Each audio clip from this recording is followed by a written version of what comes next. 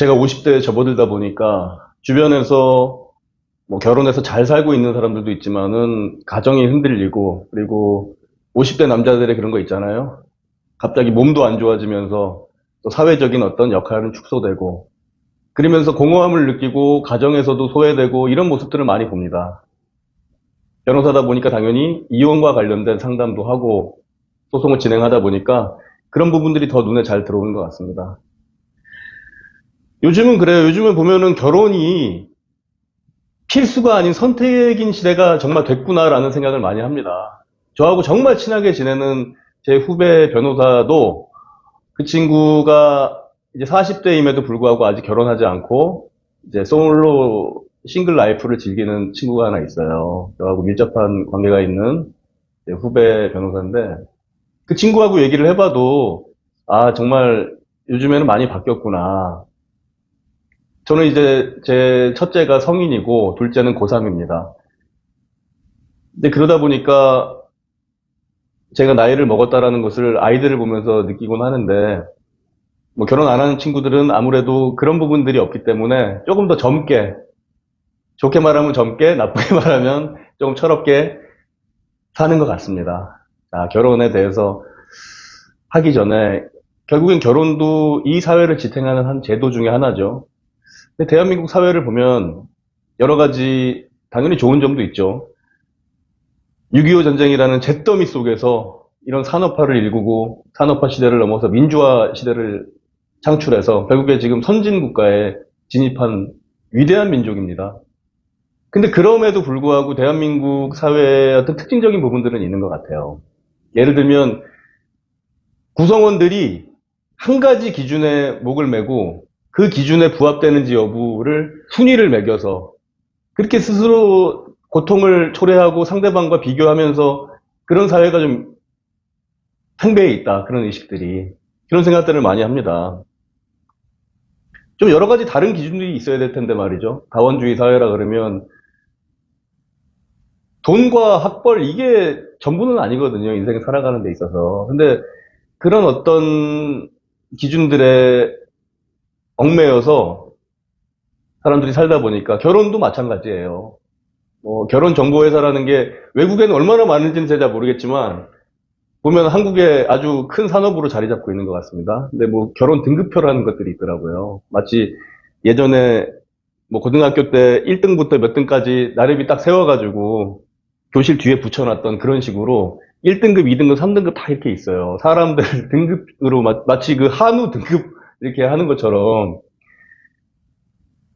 그러니까 그런 거에 밑바닥에 깔린 게 뭘까요? 결국에는 어떤 한 가지 기준에 의한 가치만을 우선적으로 생각하는 모습들이겠죠. 마치 한남 더일이나 뭐 반포의 아주 초고가 아파트, 펜트하우스에 살아야지 그것이 가치 있는 것 마냥 그걸 향해서 다 걸어 나가고 있는 것 같아요. 자본주의 사회를 선택했지만 그거는 사회를 선택한 이유는 돈만을 우선하는 그런 의식 때문에 선택한 게 아니라 어떤 시스템을 원활하게 인간적인 지배의 어떤 한계에 부딪혔기 때문에 어떤 가치 중립적인 어떤 돈이라는 걸 통해 가지고 세상을 돌리려고 했는데 그 수단이 오히려 목적이 돼버린 거예요. 그러다 보니까 그것만을 향해 가고 사람도 다 그런 식으로 평가를 하는 거죠. 한 가지 기준으로만.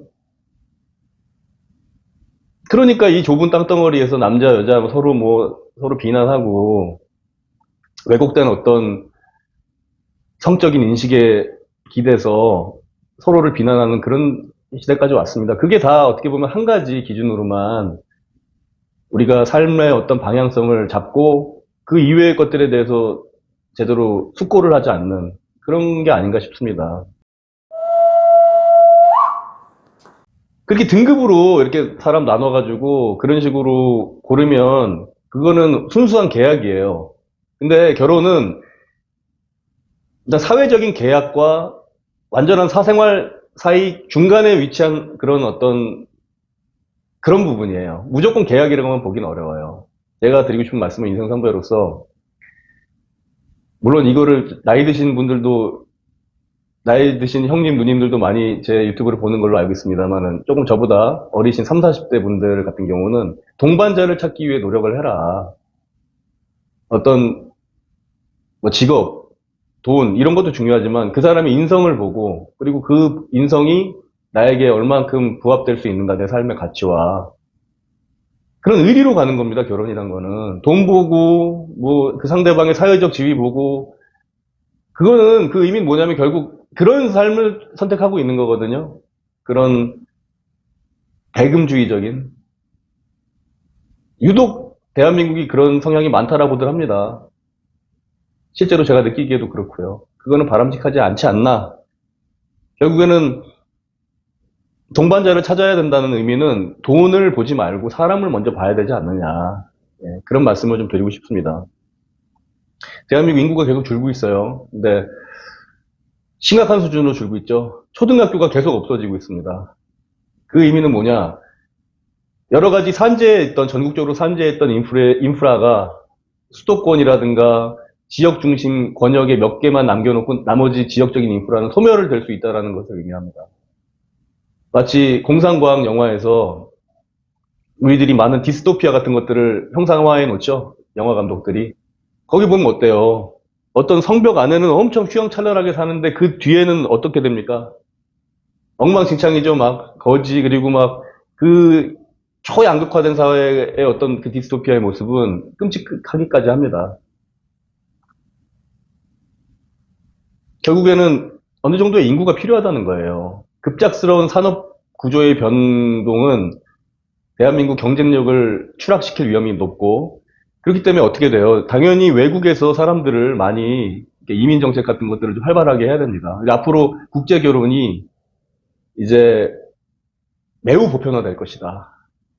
그리고 그 국제 결혼의 어떤 단점들도 있겠지만 중요한 거는 그 국제 결혼을 통해서 대한민국에서 갖고 있는 어떤 그 한 가지 기준으로만 사는 어떤 그 강박적인 삶의 태도가 좀 개선될 수 있지 않을까.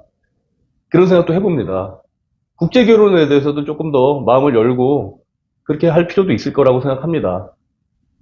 반드시 이 좁은 땅덩어리에서 남과 여가 서로 상대방을 비난하면서 그렇게 할 필요는 없을 것 같아요. 국제 결혼에 대해서도 조금 더 문호를 넓히고 좀 더 유연한 인식 속에서